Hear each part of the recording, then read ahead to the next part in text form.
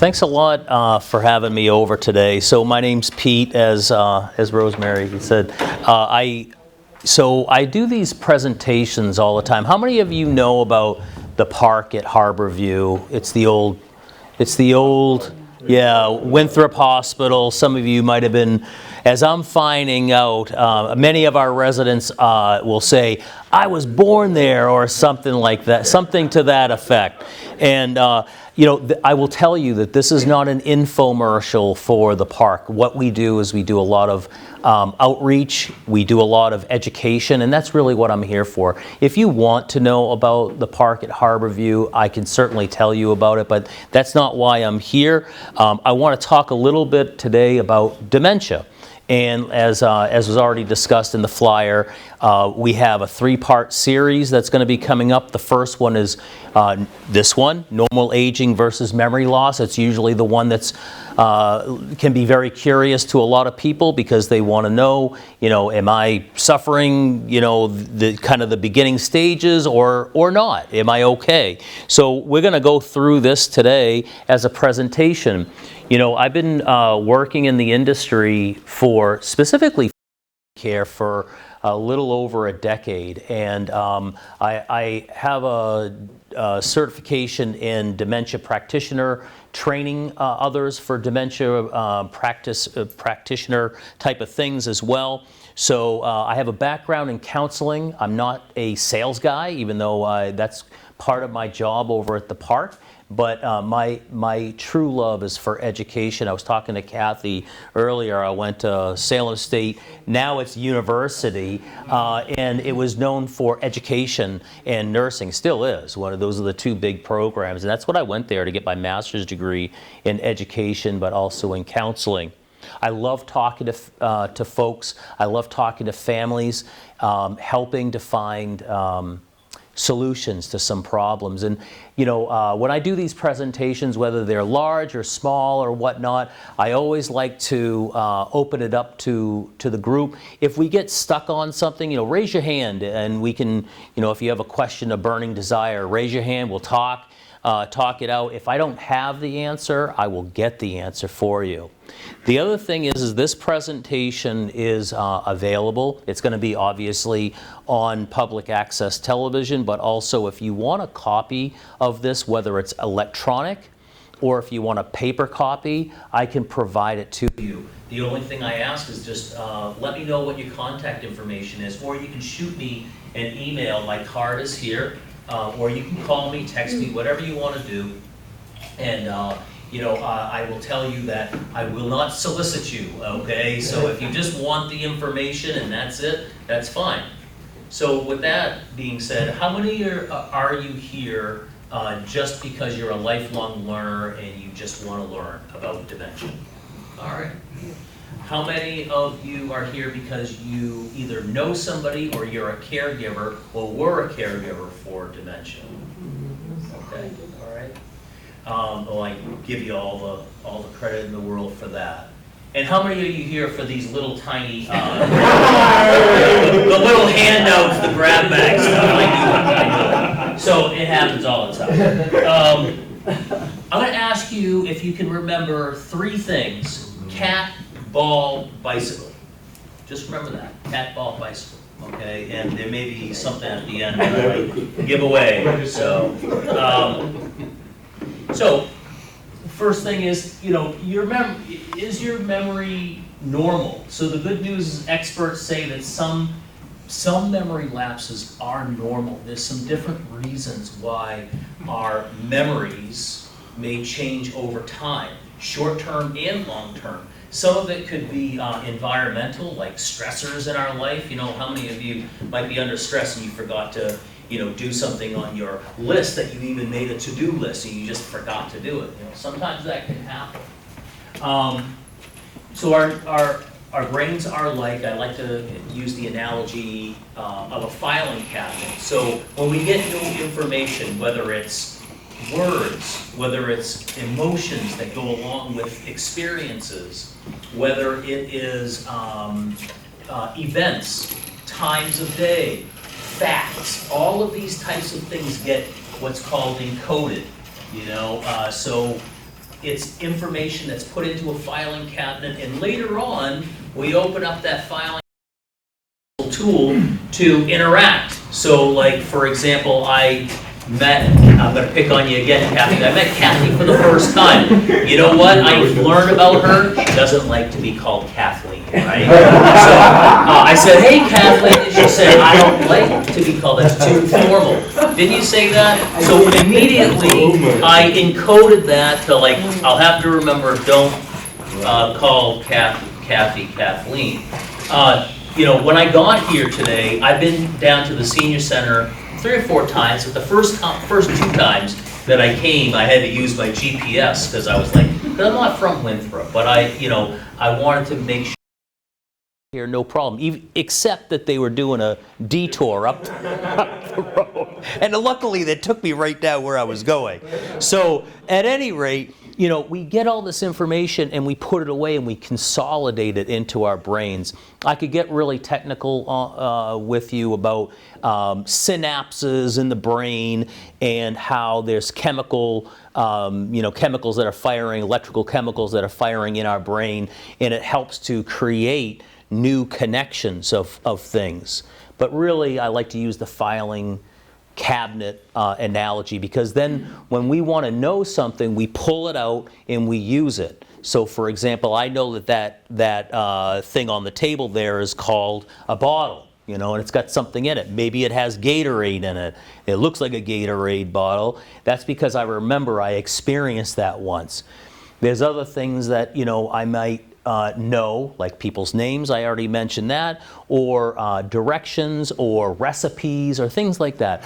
Anything, I pull it out and I use it.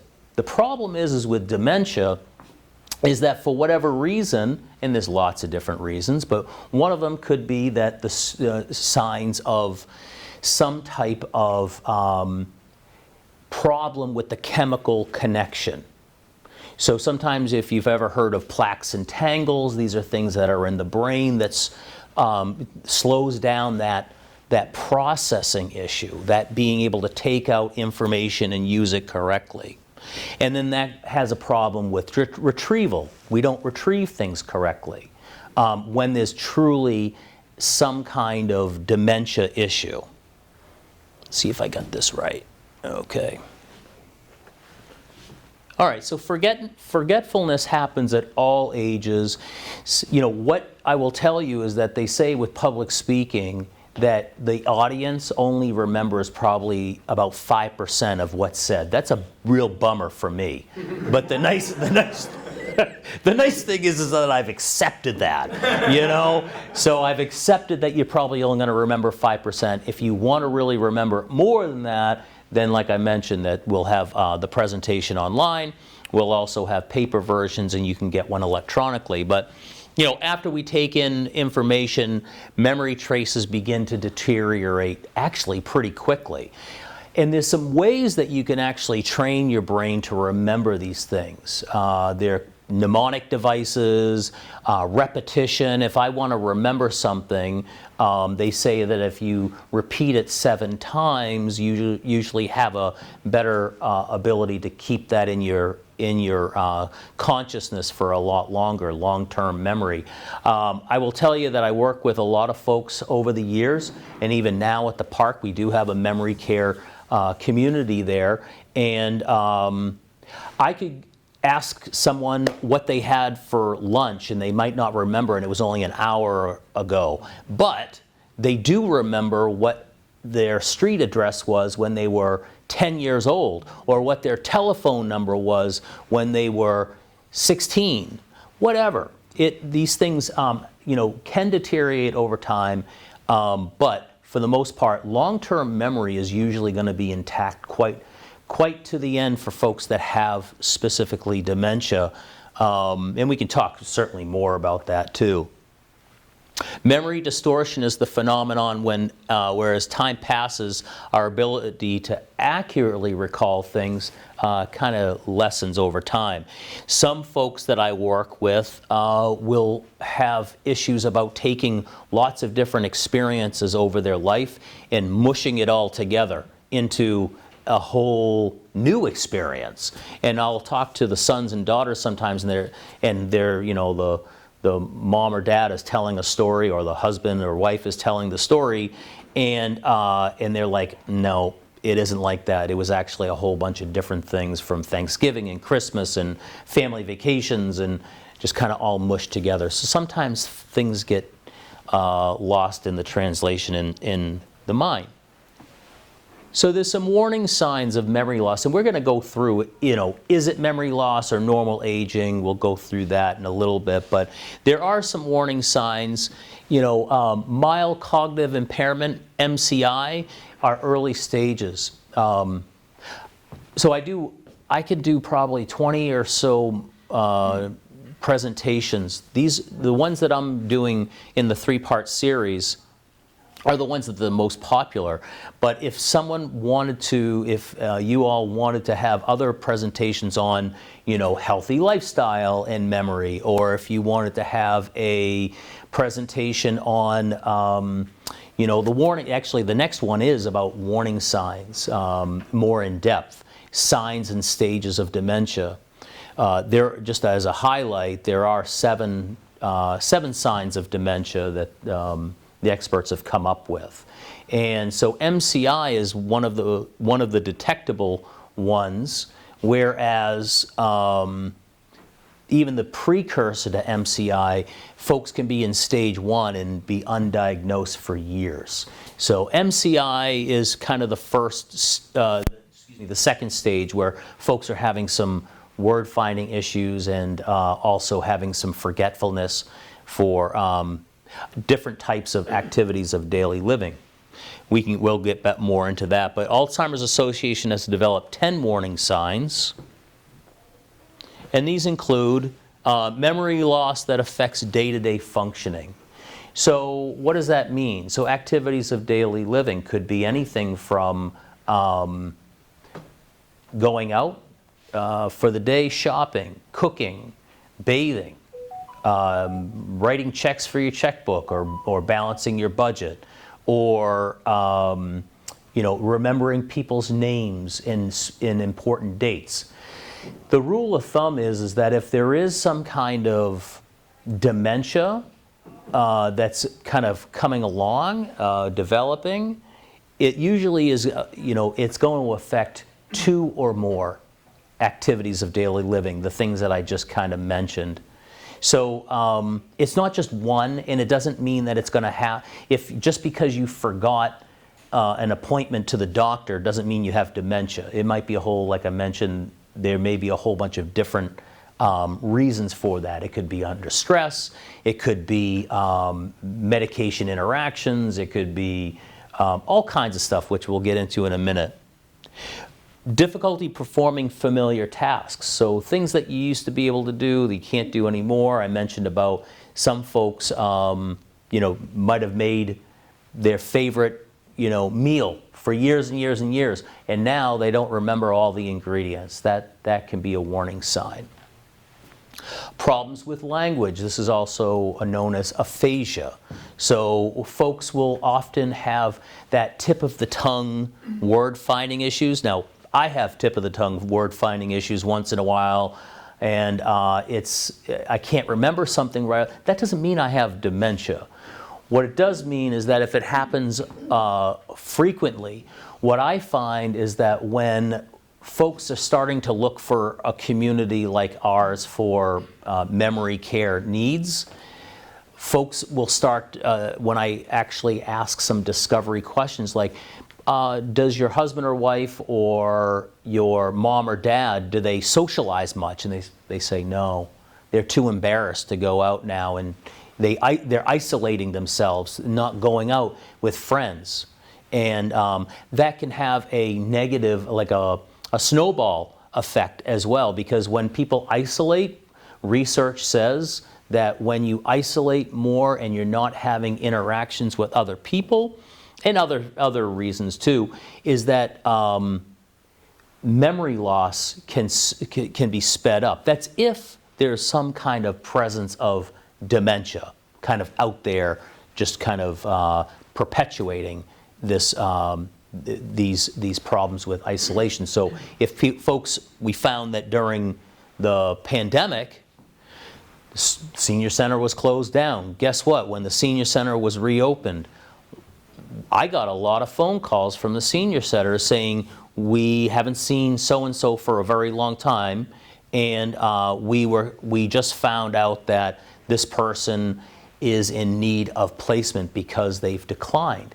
That doesn't mean isolation causes it, but if someone has dementia and it hasn't been diagnosed, it can exacerbate the symptoms.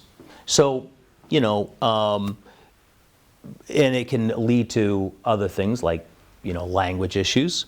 It can also be a issue around disorientation with time and space. So folks will lose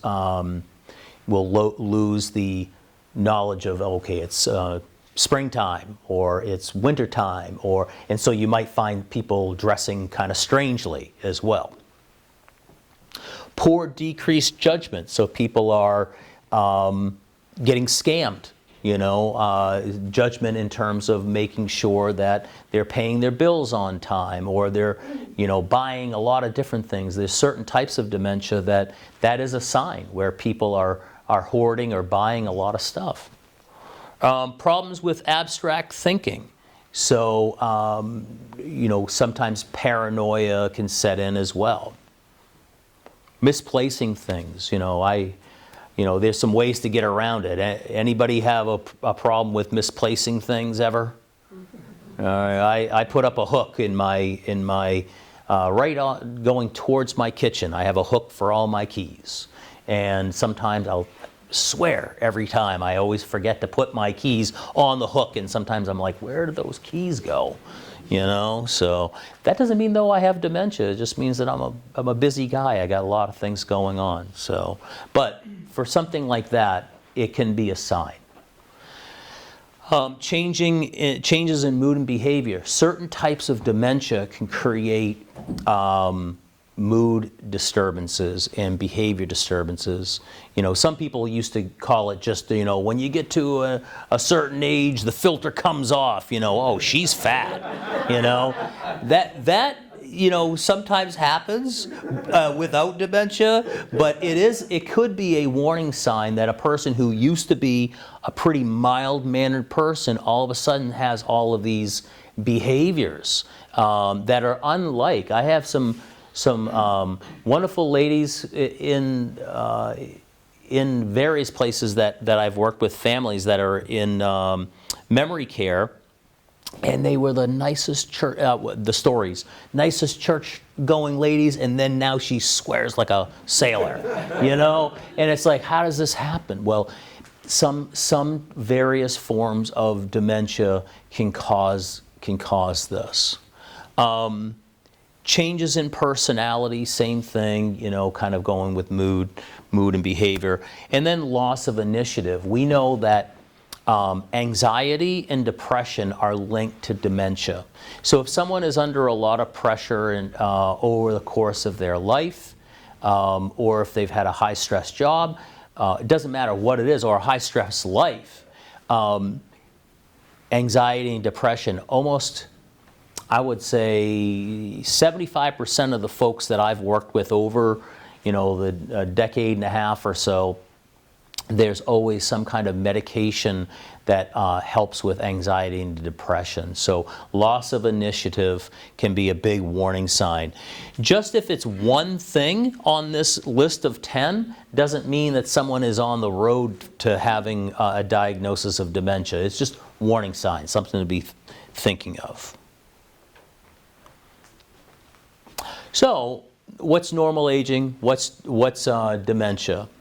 So it's kind of this or that kind of slide here. Forgetting parts of an experience is normal, over time, like I mentioned about the encoding. If it's something that's not rock solid, like if I all of a sudden fell on the floor and someone needed to come over and help me, I was having a heart attack, you'd probably remember that.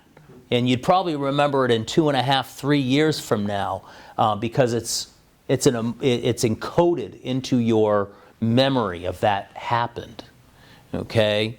However, forgetting an entire experience is not normal, okay? That's not normal. So if you have folks saying, you don't remember we went out a week ago to, you know, this or that restaurant, that might be a problem. Forgetting where you parked the car. How many of you have taken your keys and have done the old, you know, trying to get the horn, you know, to work? That's normal. That's normal. What's not normal is taking your key. You're at, you know, the grocery store and you have your keys in your hand and you're like, what's this for? You know, why am I here? Right? Forgetting events from the distant past, not a problem. Okay. Forgetting recent events can be a problem. Forgetting a person's name and recalling it later. You know, so it might take us a while to remember that. That happens to me often if I'm not using those mnemonic devices. As opposed to decreased, you know, alertness, confusion, decreased alertness, symptoms become more frequent or severe. All of these, you know, if you don't remember someone's name and period, and it's someone that you should know, you know, like your grandchildren or your daughter or son or things like that, your lawyer, you know, whatever, that could be a problem. So, does anybody have any questions so far? Okay. Well, so diagnosis. So there's no single test that can determine if a person has Alzheimer's. So when I say Alzheimer's and dementia, so dementia is an overarching umbrella of terms. There's over 100 different forms of dementia. Just typically I'll use Alzheimer's because about 50, a little bit more than 50% of all diagnoses are Alzheimer's. There are some dementias that can be very quick in developing and progressing, and then there's other ones like Alzheimer's that's a very slow arcing progression, and it sometimes is not detected for years and sometimes decades. But there are other ones like Lewy bodies. We'll get into this the next time when we do signs and stages, but they're more like, you know, pretty drastic declines over time in a short amount of time. But you know, a diagnosis is made through a series of tests that help eliminate, you know, the possible causes. Some causes could be as easy as, you know, a B12 deficiency, or someone might have a thyroid issue. You know, there are reasons that have nothing to do with dementia that's causing dementia-like symptoms.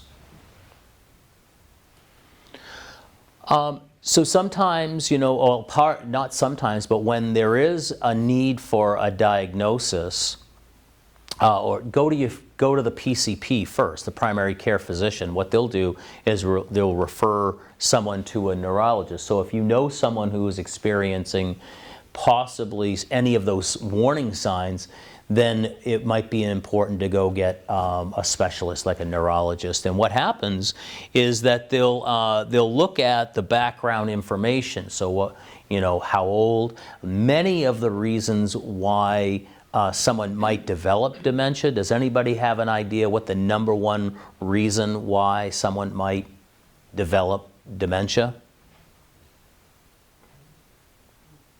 Family history.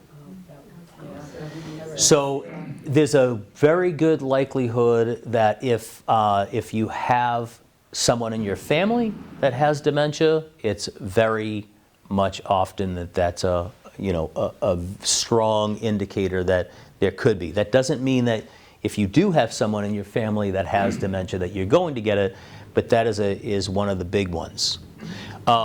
Physical exams and tests. You know, there are exams that can be done. How you doing? like to I always like having people come in and just singling them out. I don't know why it gives me such joy, but I don't know. Because I see it on their face. They're like, So physical exams and tests. So there are some tests that can be done.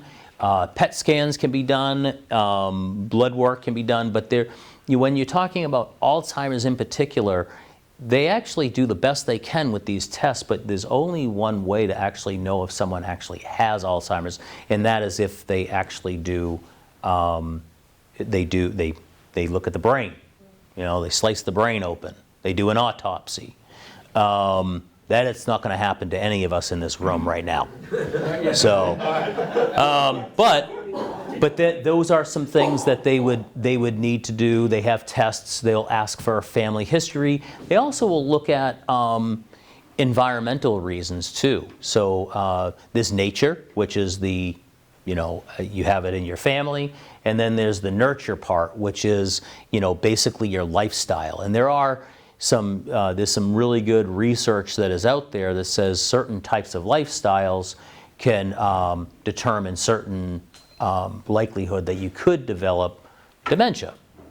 And then there's also some healthy lifestyles that can help to not prevent it, but certainly promote better brain activity.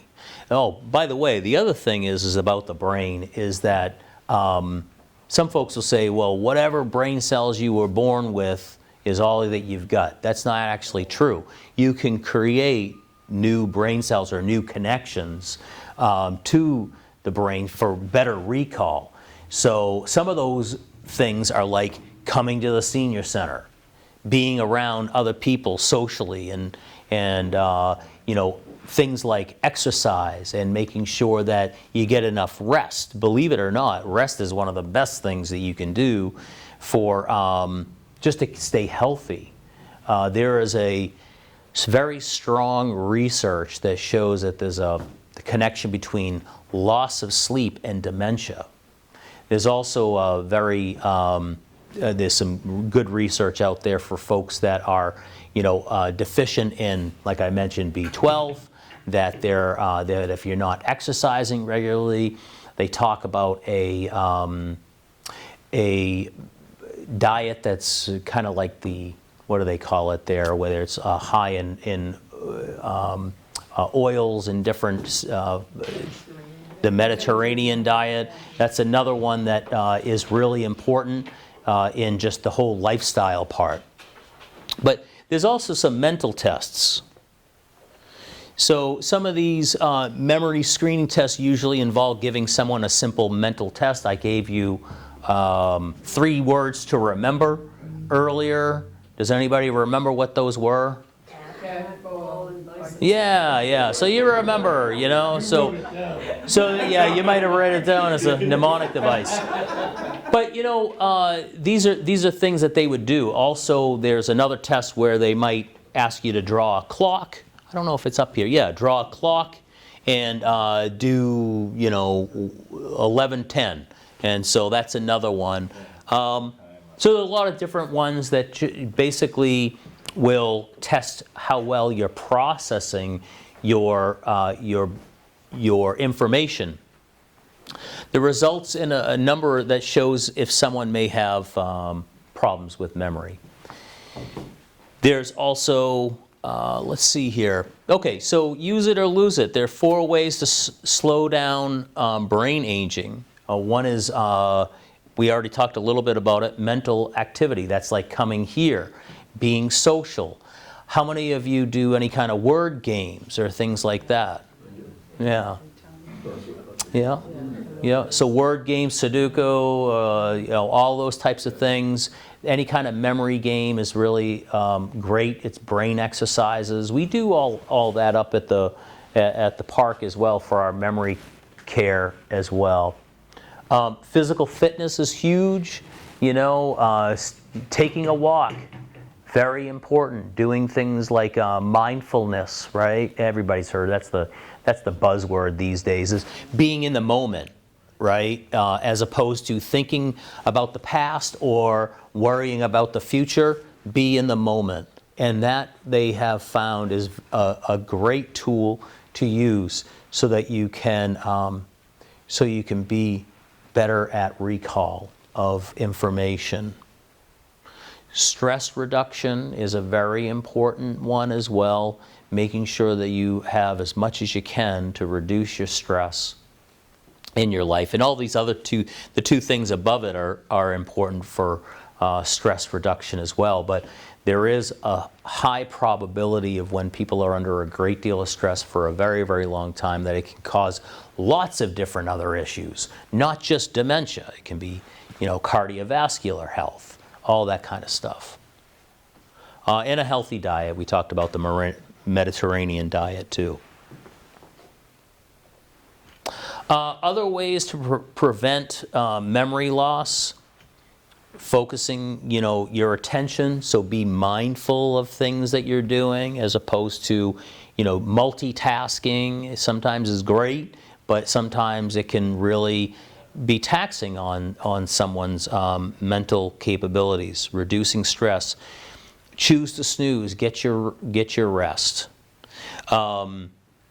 Structure your environment. So how many of you keep a daily planner? Anybody do that anymore? No? You're maybe retirement and you're like, no way am I doing that. That's great, But I'm sure that there's some dates that you have to remember, like paying your mortgage perhaps, making sure that you don't forget your granddaughter's 10th birthday or whatever it is, structure your environment. And another presentation I do is on, we're getting ready for the summertime. And so, road trips and going on vacations. And how do you travel with somebody who has dementia? These are some things that you want to structure out the time, because it could create problems for the trip because of all those other things that I mentioned in the warning signs. Mood disturbances, the folks that are having problems with their physical health, and also their cognition and recall. All these things can be a problem. Memory tricks. I already mentioned one that I used to remember Kathy's name. I said it 7 times in my head. Writing it down is a very important thing. Sometimes you can do, for example, if I'm going to go ahead and remember someone's name, what's your name, sir? Paul. So I might say, Summer Shirt Paul. I might remember you're going to be Summer Shirt Paul because you got this awesome golf shirt. I don't know. It's something like that going on there. So I'll remember your name and you're going to be Summer Shirt Paul. Okay. Other things, those are just mnemonic devices to remember someone. Writing it down, though, I do that a lot. People who are experiencing memory issues accompanied by difficulties for day-to-day activities should contact their health provider. That's the number one spot. If you have a friend, or if you have a family member, or if you suspect something is going on, what do they say? The Alzheimer's